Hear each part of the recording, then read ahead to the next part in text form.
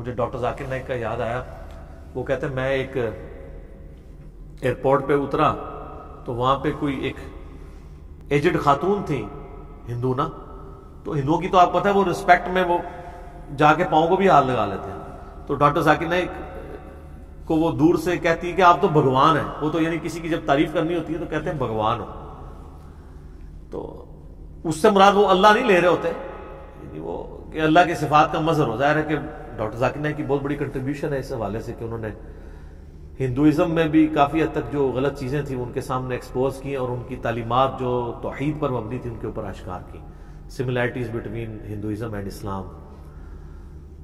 تو ڈاکٹر ذاکر نائک کہتے ہیں میں نے اس کو منع کیا, یار مجھے کیوں مروانے لگی ہے یہ. میں نے کہا کہ بی بی اللہ کے سوا کسی کے سامنے نہیں جھک سکتے. میں سوچ رہا تھا کہ یار یہاں تو پیروں کے سامنے مسلمان جھکتے ہیں تو وہ خوش ہوتے ہیں, اب ایک ہندو آگے کسی پیر کے آگے گر جائے تو وہ تو پیر کو تو رات کو خوشی سے نیند نہیں آئے گی کہ جناب میں نے اس کو اپنے سامنے گرا لیا, چونکہ اس پیر کو تو اللہ کا تعارف نہیں ہے. تو جس کو اللہ کا تعارف ہے اور جسے پتا ہے کہ میں ایک گندے قطرے کی پیداوار ہوں تو میری تو کوئی حیثیت ہی نہیں ہے, تو وہ اللہ کی شناخت ہوتے ہوئے وہ اپنے اندر یہ اکڑ لا سکتا ہے کہ وہ اپنے سامنے لوگوں کو جھکانا شروع کر دے. یہ اسی لیے لوگوں کے اندر یہ تکبر آتا ہے اور لوگوں کو جھکنے پہ مجبور کیا جاتا ہے کہ وہ اصل میں اللہ کی شناخت سے آری ہوتے ہیں. یہاں پہ آپ دیکھ لیں کئی ایک یوٹیوب پر ویڈیوز نہیں آپ نے دیکھی ہیں, سیدھے آ کے پیروں کے قدموں میں گرتے ہیں, ٹھیک ہے نا جی, جا کے پاؤں کو بوسا دیتے ہیں, پھر ماتھا بھی رکھ دیتے ہیں. اچھا وہ یہاں پہ لوگ کہہ رہے تھے دیکھیں نہیں صرف بوسا دیا ہے ماتھا نہیں لگایا.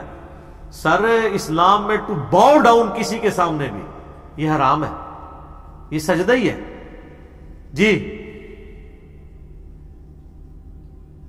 صحیح بخاری اٹھا کے دیکھیں, جب سواری پہ نبی اسلام قرآن پڑھ رہے ہوتے تھے تو سر کے اشارے کے ساتھ سجدہ تلاوت کرتے تھے. اس میں یہ نہیں تھا کہ آپ سر جا کے کوہان پہ لگا دیتے تھے. کسی کے سامنے جو ہے وہ حد رکوع جھکنا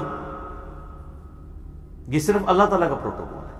تو اگر کوئی شخص کسی کے پاؤں چومنے کے لیے اس کے سامنے یوں جھکا ہے, چاہے اس نے ماتھا نہیں بھی لگایا, باقی اس نے وہ کہتے ہیں دیکھیں ماتھا نہیں لگا تو جب تک 7 عذاب پورے نہیں ہوں گے, آپ کے پورا کرنے والے بھی قبروں پہ ہزاروں لوگ ہیں, جائے ان کو تو منع کریں نا to cut the story short, وہ 7 پورے بھی کر رہے ہیں.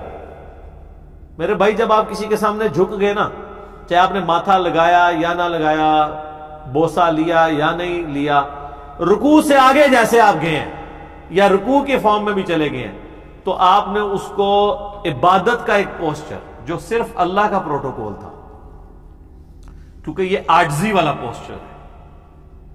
ویسے تو کل کو کہہ سکتا ہے قیام بھی اللہ کے سامنے کیا جاتا ہے, تو وہ تو ظاہر ہے کہ وہ والا عاجزی والا پوسچر نہیں ہے. وہ تو اللہ نے ہمیں نیچرلی ایسے رکھا ہے کہ ہم اب قومے میں ہم جیسے کھڑے ہوتے ہیں ربنا لک الحمد, یہ تو ہماری عام حالت ہے, ٹھیک ہے, وہ یہ تو ہم سب کے سامنے ہی رکھی ہوئی ہوتی ہے.